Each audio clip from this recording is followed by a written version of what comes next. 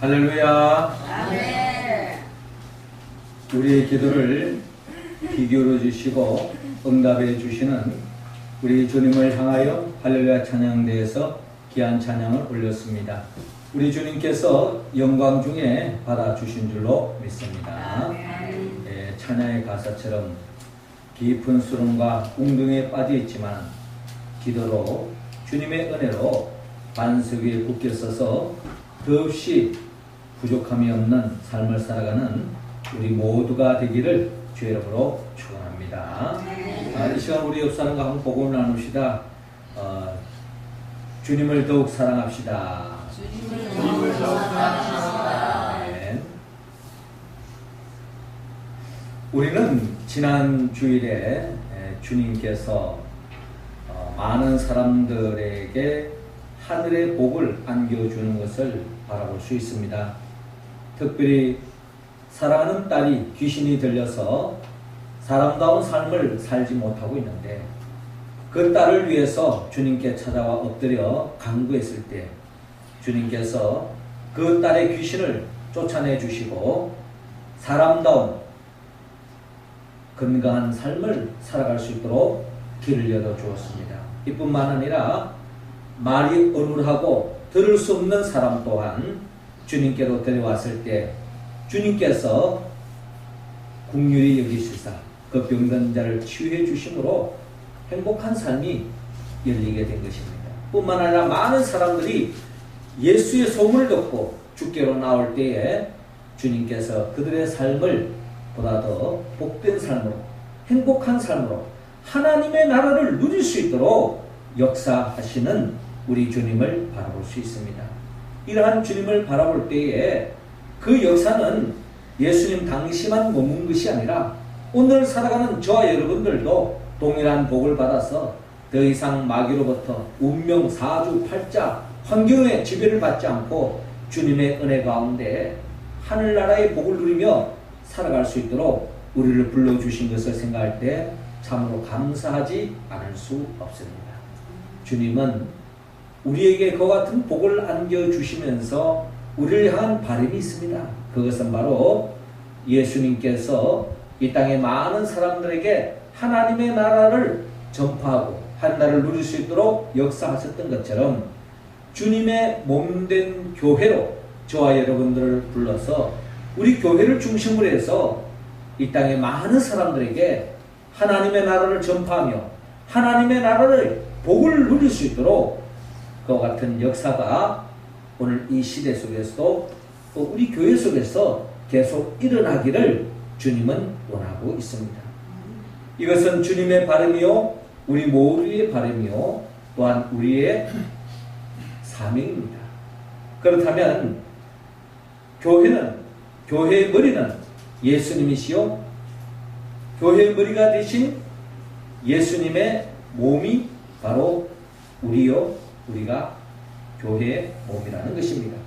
그렇다면 우리 교회가 주님으로 인하여 많은 사람들이 복을 받았던 것처럼 우리 교회를 통해서 많은 사람들이 복받기 위해서는 우리가 주님의 몸된 교회가 건강한 교회가 되어야 되고 우리 교회 속에 우리가 행복한 교회가 되어질 때에 주님으로 인하여 많은 사람들이 복받은 것처럼 우리 교회를 통하여 많은 사람들이 하나님의 나라를 누릴 수 있다는 것입니다.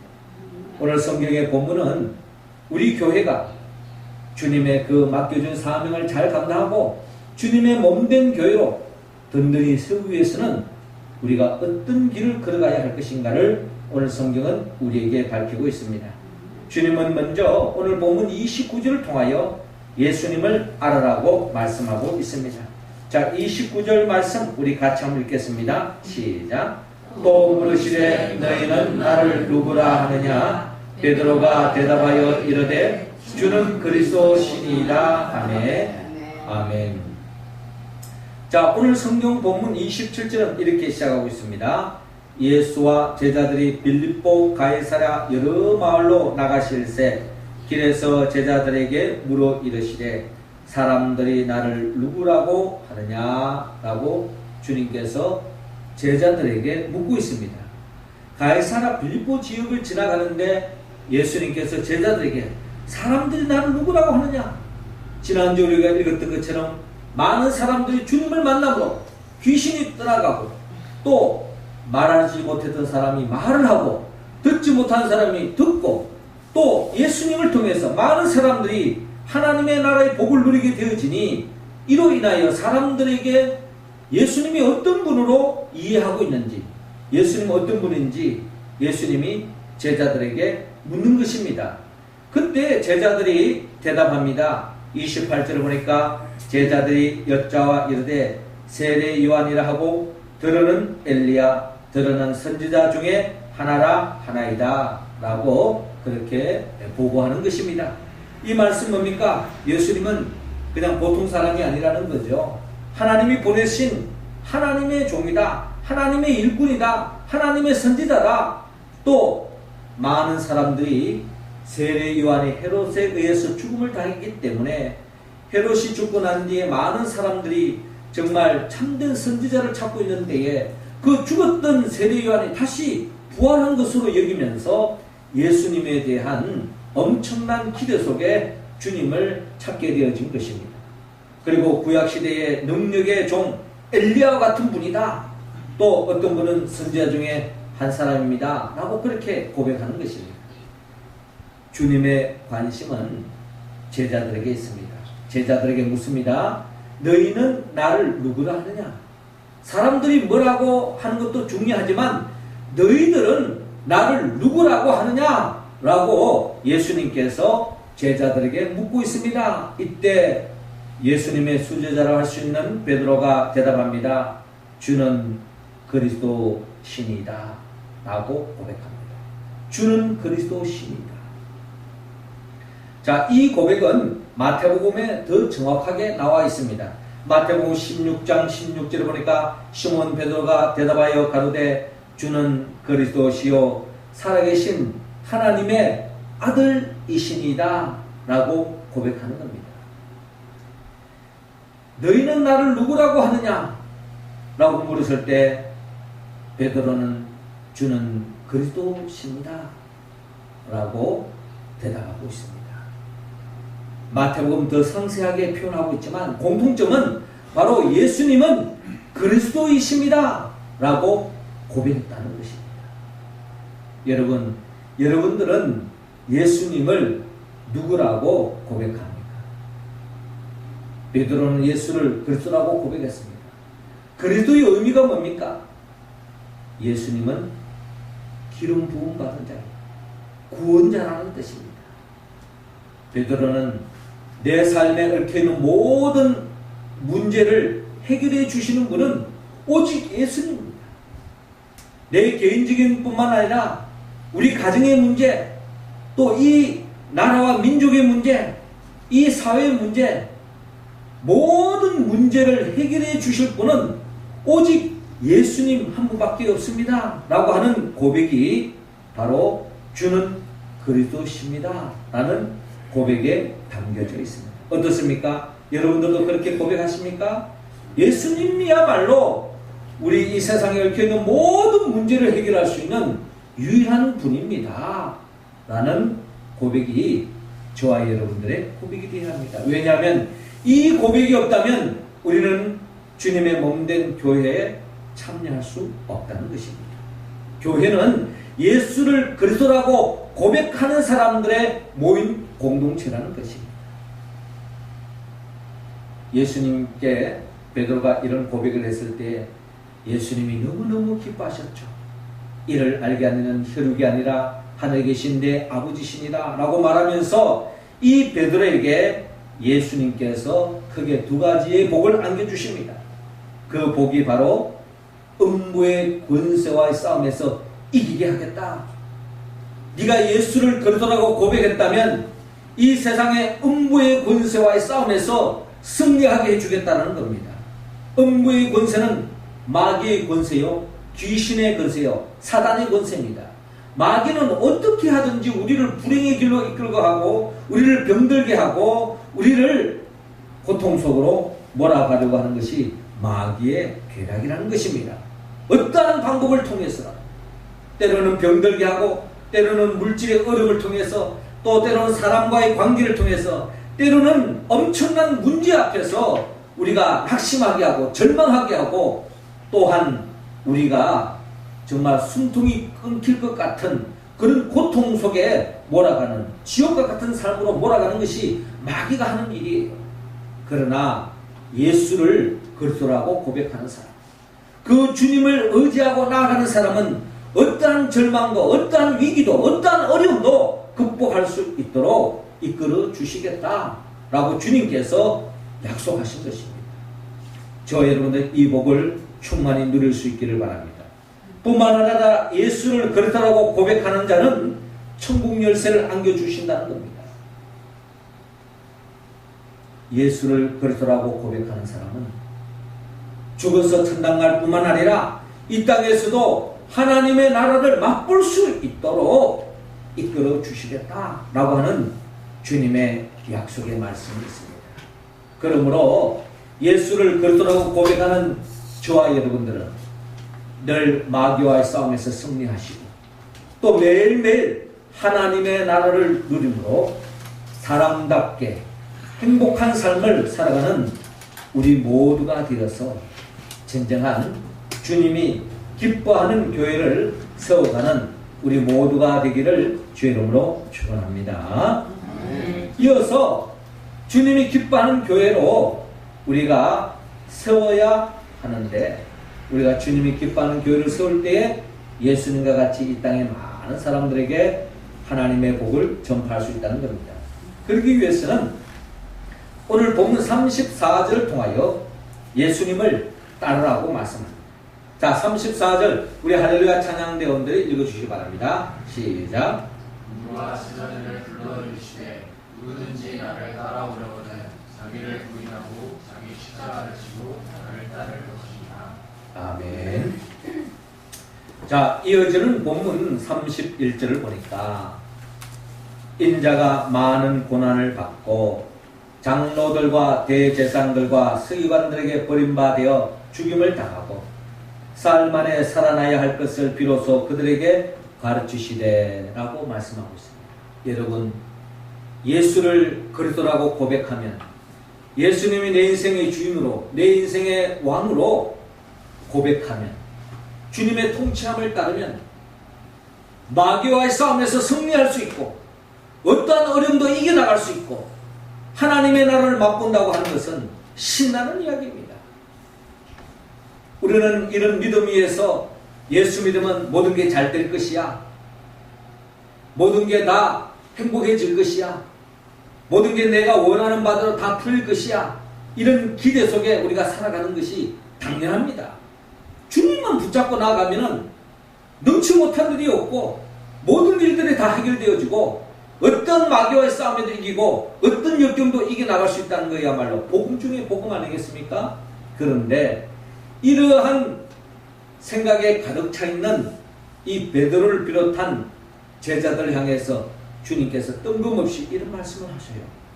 31절에 인자가 많은 고난을 받고 장로들과 대제사장들과 서기관들에게 버림받아 죽임을 당하고 사흘 만에 살아나야 할 것을 비로소 그들에게 가르치시되 라고 말합니다. 여러분, 제자들에게 이 말을 했을 때 제자들이 이 말씀이 소화가 되지 않는 겁니다. 이해가 되지 않는 겁니다. 왜 그렇습니까? 주님은 그리스도이기 때문에 주님만 붙잡으면 능치 못한 일이 없다고 했고 주님만 우리가 따라가면 배와 거물을 부르고 처자식까지 버리면서 주님은 지금 따라가고 있는데 그러면 이 세상에 뭔가 한자리 할 것 같고 출세도 할 것 같고 뭔가 그들이 바라는 바대로 다 이루어질 것 같는데 예수님이 고난을 받고 십자가에 못 박혀 죽는 길을 걸어간다고 하니 있을 수 없는 이야기 아닙니까? 예수님이 죽고 나면 우리는 뭐가 되는 겁니까? 그 주님 믿고 지금 따라가고 있는데 그 주님이 죽는다는 겁니다. 그리고 죽고 난 뒤에 사흘 만에 다시 부활할 것을 이야기하는데 믿기지 않는 이야기를 하는 거예요. 예수님 입장에서 본다면, 제자들의 입장에서 본다면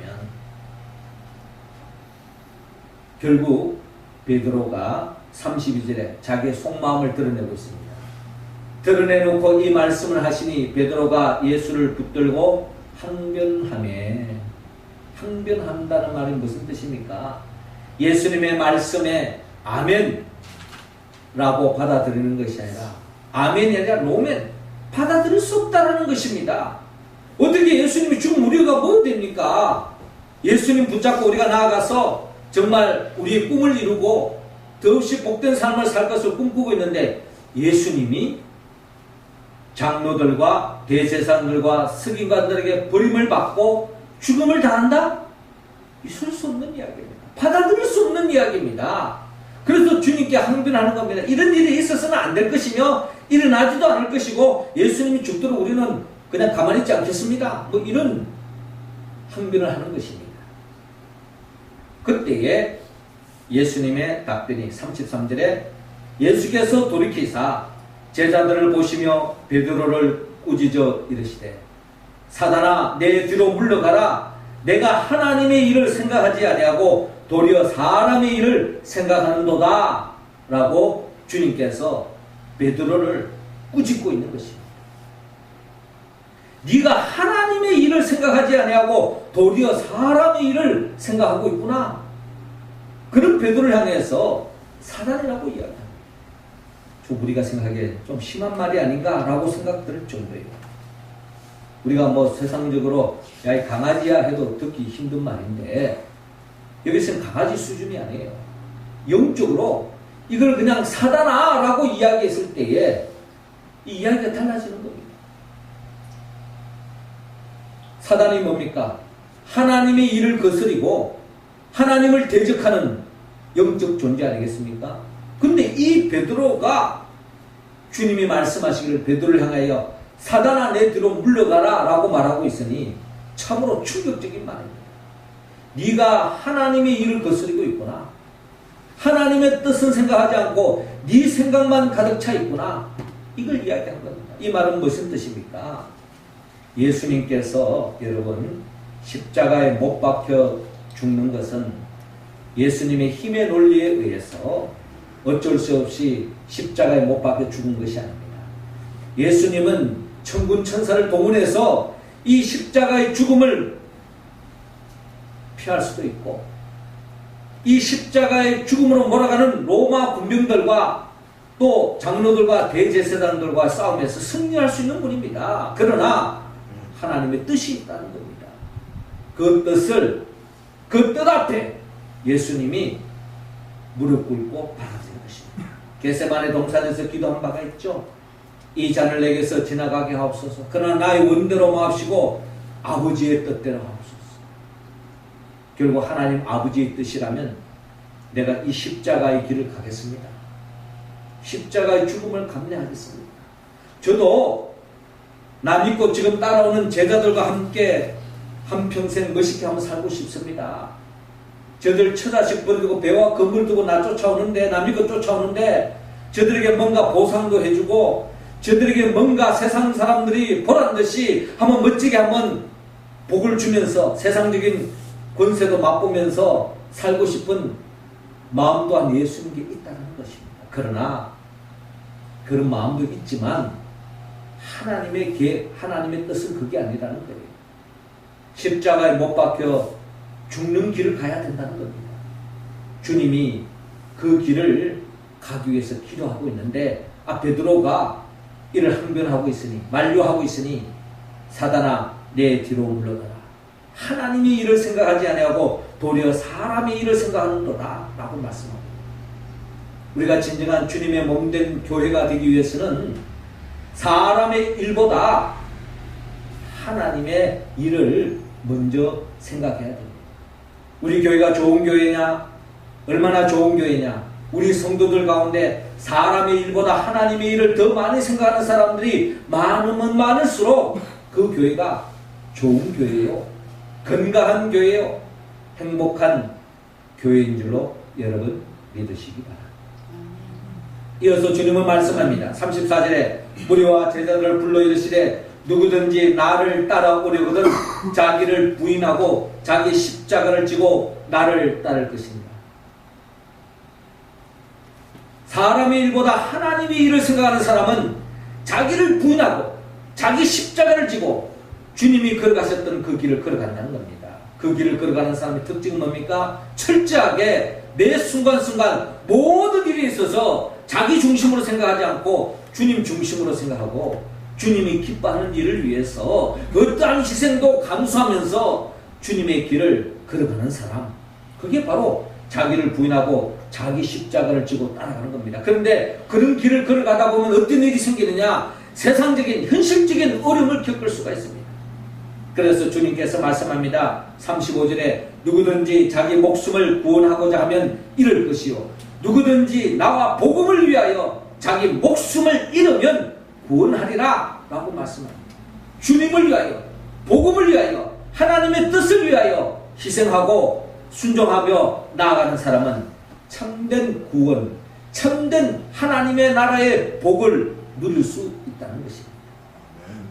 주님의 뜻을 저버리고 사람의 일을 생각하고 자기 생각하는 사람은 세상적인 뭔가 얻을 수 있을지 모르지만 결국 모든 것을 잃을 수밖에 없다는 겁니다. 그러나 하나님의 뜻대로 살아가는 사람이야말로 모든 것을 얻을 수 있습니다. 사람이 만일 온 천하를 얻고도 자기 목숨을 잃으면 무엇이 유익하리요? 사람이 무엇을 주고 자기 목숨과 바꾸겠느냐? 라고 말씀하시며 뭐가 중요한지 알아가는 것입니다. 한마디로 예수님은 하나님의 뜻을 받들어 고난의 길을 걸어갔습니다. 이 고난을 피할 수도 있지만 하나님의 뜻이기 때문에 그 고난을 감내했습니다. 마침 십자가에 못 박혀 죽었습니다. 여러분, 죽음으로 끝났습니까? 그렇지 않습니다. 예수님이 죽은 자 가운데 3일 만에 부활하셨습니다. 이것이 바로 하나님의 뜻이요 하나님의 축복이요 우리가 누려야 할, 우리가 누릴 복이라는 것을 여러분 믿으시기 바랍니다. 하나님의 뜻대로 살아가면 어려움을 당할 수 있습니다. 그러나 끝까지 하나님 뜻대로 살아가는 자에게 하나님은 복을 더해 주십니다. 우리 가운데 끝까지 자기를 부인하고 자기 십자가를 지고 주님을 따를 사람이 몇 사람 있겠냐는 겁니다. 우리는 가끔씩 큰 교회를 바라볼 때에 부를 때가 있어요. 일반적으로 대형 교회, 성도들이 몇만 명, 몇천 명을 뛰어넘어서 몇십만 명 되는 교회도 있어요. 야, 그런 교회 보면 참 부러워요. 어떻게 하면 저렇게 모일까? 우리 교회가 그런 교회가 안 된 것은 내 부족함이 아닌가 하는 생각이 들 때도 있고, 작은 교회가 상대적으로 초라하게 여겨질 때가 있습니다.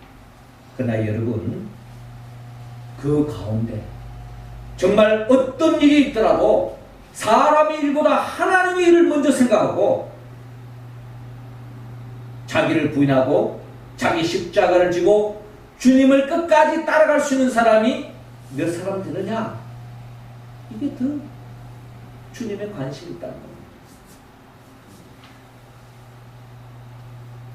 사람들은 엄청 모여 있는데 자기를 부인하지 않고 자기 십자가를 지고 주님의 뜻을 따르지 않는 사람들로 꽉 차 있다면 여러분, 그것은 진정한 교회가 아닐 것입니다. 주님이 기뻐하는 교회가 아닐 거예요. 반대로 비록 작은 교회를 할지라도, 적은 무리가 모였다 할지라도, 어떠한 일이 있더라도 자기를 부인하고 자기 십자가를 지고 끝까지 주님을 따라가는 사람이 한 사람이라도 있다면 하나님은 그 사람을 통하여 역사하는 줄로 여러분 믿으시기 바랍니다. 역사 속에 노아의 가정이 그랬고, 모세 한 사람이 바로 세워지니까 그를 통해서 이스라엘 민족이 살 길을 찾는 겁니다. 여호수아 한 사람이 바로 세워지니까 가나안 땅을 정복하는 거예요. 하나님은 많은 사람을 통해서 역사하기보다는, 물론 많은 사람을 통해서 하나님은 역사하기를 더 좋아하실 것입니다. 그러나 이 폐역한 이 세상 속에는 그런 사람이 찾기가 쉽지 않다는 겁니다. 끝까지 자기를 부인하고 자기 십자가를 지고 주님을 따라가는 사람, 그런 교회를 통해서 이 마지막 때에 하나님의 구원의 역사를 완성한다는 것을 여러분 믿으시고 우리 교회가 그 반열에 설 수 있도록 더욱 힘쓰고 주님을 따라가는 우리 모두가 되기를 주의 이름으로 축원합니다. 마지막 세 번째로 주님과 같은 그 하나님의 나라의 복을 전파하는 그런 교회로 우리가 세움받기 위해서는 예수님을 전하라고 말씀합니다. 38절 우리 다 같이 한번 더 읽겠습니다. 시작. 누구든지 이 음란하고 죄 많은 세대에서 나와 내 말을 부끄러워하면 인자도 아버지의 영광으로 거룩한 천사들과 함께 올 때에 그 사람을 부끄러워하리라. 아멘. 자, 오늘 본문 38절 마지막 절은 이렇게 말합니다. 누구든지 이 엄난하고 죄 많은 세대에서 나와 내 말을 부끄러워하면 인자도 아버지의 영광으로 거룩한 천사들과 함께 올 때에 그 사람을 부끄러워하리라 라고 말씀하고 있습니다. 여러분, 누구든지 이 엄난하고 죄 많은 세대에서 오늘을 살아가는 점점 더 말세가 가까우는 시대를 살아가는 우리들을 향한 주님의 말씀입니다. 엄난하고 죄 많은 세대, 많은 사람들이 육체적인 감각, 육체적인 욕구를 쫓아가는 시대 속에 우리는 살아가고 있습니다. 그리고 또한 죄가 많다는 게 뭡니까? 다 자기 기준이 있어요. 다 자기 중심적으로 살아가는 것입니다. 자기 중심적이고 이기적이고 더 나아가서 육체적인 본능을 쫓아 육체적인 만족을 쫓아가는 시대 속에 우리는 살아가고 있습니다. 이런 시대 속에 살아가는 많은 사람들의 정신이 건강한 정신일까? 건강한 정서일까? 우리는 한번 퀘스천마크를 붙여봐야 할 것입니다. 점점 이 시대는 하나님의 정서, 하나님의 뜻과는 점점 멀어지는 시대 속에 살아가고 있습니다. 이런 시대 속에서 여러분 복음을 전한다는 것 자체가 부끄러워질 수가 있습니다. 많은 사람들이 복음을 싫어하고 예수를 영적으로 거절하고 있는 이 시대에 예수 복음을 전가한다는 것이 부끄러워질 수가 있는 시대 속에 살아가고 있습니다. 교회에 나가자면 야 나를 교회로 인도했구나 하는 것보다는 교회에 대한 소문이 점점 더 나쁘게 번져지고 있습니다. 여러분 사람들마다 교회에 대한 개념이 달라져요. 성경이 말하는 교회와 자기 자신이 생각하는 교회의 개념이 달라지고 있다는 겁니다. 자기 생각과 다르면요 한순간에 교회가 아닙니다. 한순간에 목사가 목사가 아니에요. 한순간에 자기 생각과 다르면 네가 예수 믿냐? 하면서 욕합니다. 이런 시대 속에 살아가고 있습니다. 그게 한두 사람의 이야기가 아니라 그게 대세를 이루고 있는 시대 속에 살아가고 있다는 겁니다. 그러니 복음을 전하기가 더 어려워지는 겁니다. 예수를 믿는다는 것이 자랑이 아니라 부끄러워질 수도 있는 겁니다. 오늘날 교회가 무슨 뭐 그래? 오늘 믿는 사람이 뭐 그래? 하면서 말이죠. 그럼에도 불구하고 여러분 나와 내 말을 부끄러워하면 인자도 아버지의 영광으로 거룩한 천사들과 함께 올 때에 그 사람을 부끄러워하리라 라고 말합니다.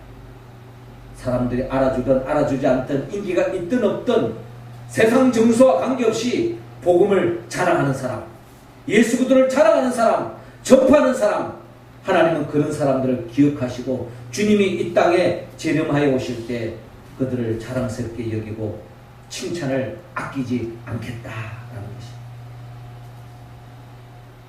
그러므로 이 마지막 때 사람들이 원하든 원치 않든 우리는 복음을 전해야 됩니다. 왜? 거기에 하나님의 뜻이 있기 때문에.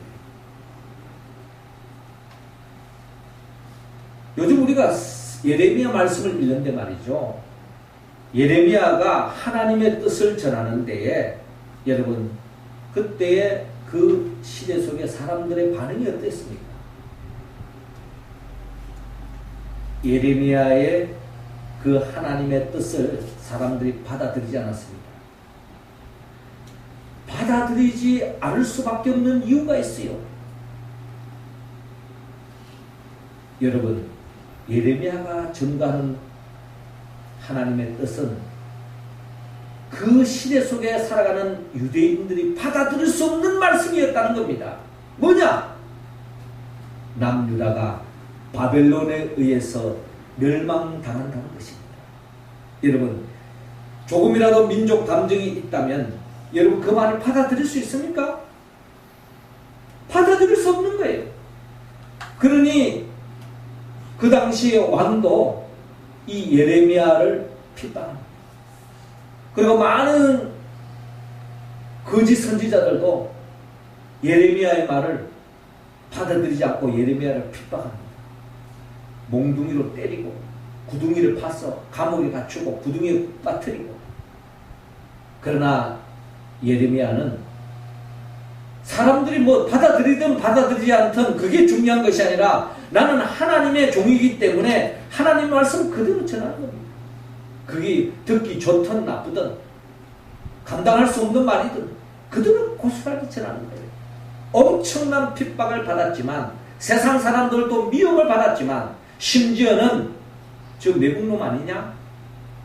바벨론 나라로부터 뭐 돈 먹은 거 아닌가? 이런 매도를 받았어요. 그래도 예레미야는 하나님의 뜻을 그대로 전달했습니다. 하나님은 그 폐역한 시대 속에 누구를 기뻐했을까요?